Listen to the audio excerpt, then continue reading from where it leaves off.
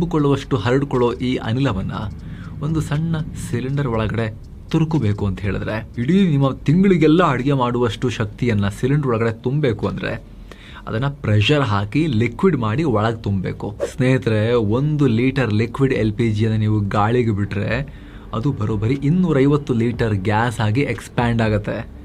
ಅದಕ್ಕೆ ಅದನ್ನ ಸಿಲಿಂಡರ್ ನಲ್ಲಿ ದ್ರವ ರೂಪದಲ್ಲಿ ಸ್ಟೋರ್ ಮಾಡ್ತಾರೆ. ಆದ್ರೆ ಸೇಫ್ಟಿಗಾಗಿ ಸಿಲಿಂಡರ್ ಒಳಗಡೆ ಫುಲ್ ತುಂಬಲ್ಲ, 80 to 85% ಮಾತ್ರ ತುಂಬಿ ಲಿಕ್ವಿಡ್ ತುಂಬಿ ಉಳಿದ ಜಾಗವನ್ನ ಖಾಲಿ ಬಿಟ್ಟಿರ್ತಾರೆ.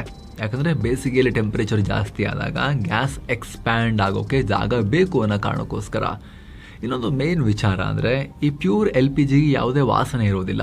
ಇದು ಕಂಪ್ಲೀಟ್ಲಿ ಕಲರ್ಲೆಸ್ ಮತ್ತು ಆರ್ಡರ್ಲೆಸ್. ಆದ್ರೆ ಮನೆಯಲ್ಲಿ ಗ್ಯಾಸ್ ಓಪನ್ ಇಟ್ಟು ಅಥವಾ ಲೀಕ್ ಆಗಿ ಅನಾಹುತ ಆಗೋ ತನಕ ಗೊತ್ತಾಗದೆ ಇದ್ರೆ ಪ್ರಾಬ್ಲಮ್ ಆಗುತ್ತಲ್ವಾ. ಅದಕ್ಕೋಸ್ಕರ ನಿಮಗೆ ಗೊತ್ತಾಗಲಿ ಅಂತ, ಸೇಫ್ಟಿಗೋಸ್ಕರ ಅದಕ್ಕೆ ಈಥೈಲ್ ಮರ್ಕ್ಯಾಪ್ಟನ್ ಅನ್ನೋ ಕೆಮಿಕಲ್